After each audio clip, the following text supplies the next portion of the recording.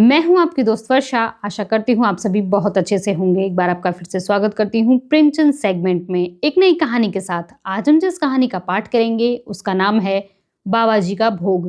तो चलिए चलते हैं बिना किसी देरी के अपनी अगली कहानी की ओर। अगर आप हमारे चैनल पर नए हैं तो हमारे चैनल को सब्सक्राइब करना, हमारी वीडियोस को लाइक करना और शेयर करना बिल्कुल ना भूलें। तो चलिए पढ़ते हैं कहानी को।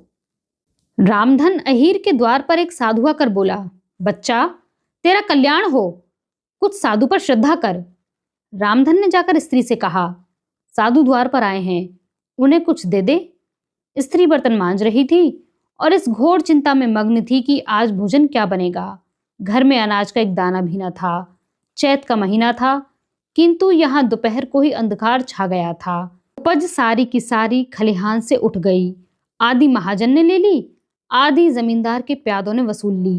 भूसा बेचा तो बैल के व्यापारी से गला छूटा। बस थोड़ी सी गांठ अपने हिस्से में आई, उसी को पीट पीट कर एक मन भर दाना निकला था। किस तरह चैत का महीना पार हुआ। अब आगे क्या होगा? क्या बैल खाएंगे, क्या घर के प्राणी खाएंगे, यह ईश्वर ही जाने।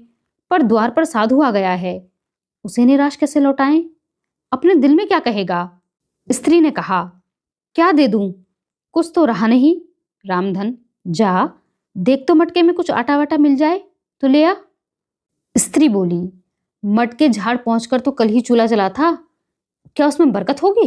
रामधन, मुझसे न कहा जाएगा कि बाबा घर में कुछ नहीं है, किसी से मांग ला। स्त्री, जिससे लिया उसे देने की नौबत नहीं आई, अब और किस मुंह से मांगू?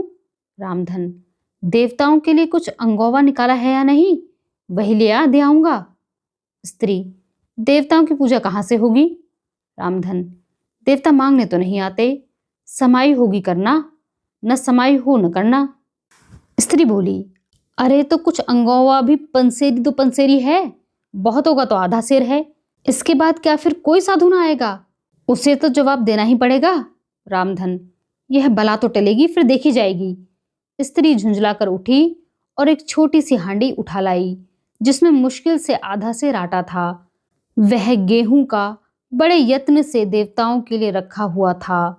रामधन कुछ देर खड़ा सोचता रहा, तब आटा एक कटोरी में रखकर बाहर आया और साधु की झोली में डाल दिया। महात्मा ने आटा लेकर कहा, बच्चा अब तो साधु आज यहीं रहेंगे, कुछ थोड़ी सी दाल दे तो साधु का भोग लग जाए। रामधन ने फिर आकर स्त्री से कहा, संयोग से दाल घर में थी। रामधन ने दाल, नमक, उपले जुटा दिए, फिर कुएं से पानी खींच लाया। साधु ने बड़ी विधि से बाटियां बनाई, दाल पकाई और आलू झोली में से निकालकर भुर्ता बनाया। जब सब सामग्री तैयार हो गई तो रामधन से बोले, बच्चा भगवान के भोग के लिए कौड़ी भर घी चाहिए, रसोई पवित्र ना होगी तो भोग कैसे लगेगा? रामधन, बाबा जी घी तो घर में ना होगा। साधु, बच्चा भगवान का दिया तेरे पास बहुत है, ऐसी बातें ना कहे। रामधन, महाराज मेरे गाय भैंस कुछ नहीं है, घी कहाँ से होगा? साधु, बच्चा भगवान के भंडार में सब कुछ है, जाकर मालकिन से कहो तो। रामधन, घी मांगते हैं, मांगने को भीख, पर घी बिना कौर नहीं धसता। स्त्री, तो इसी दाल में से थोड़ी लेकर बनिए के यहाँ से ला दो, जब सब किया है तो इतने के लिए क्यों ने नाराज करते हो? किया गया। साधु जी ने ठाकुर जी की पिंडी निकाली, घंटी बजाई और भोग लगाने बैठे। खूब तनकर खाया, फिर पेट पर हाथ फेरते हुए द्वार पर लेट गए। थाली बाल्टी कल छुली रामधन घर में मांजने के लिए उठा ले आया। उस रात रामधन के घर चूल्हा नहीं जला, खाली दाल पकाकर ही पी ली।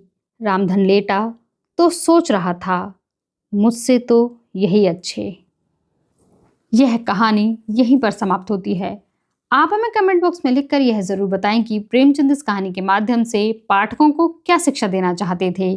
हमारे साथ इस सफर में बने रहने के लिए आप सभी का बहुत शुक्रिया।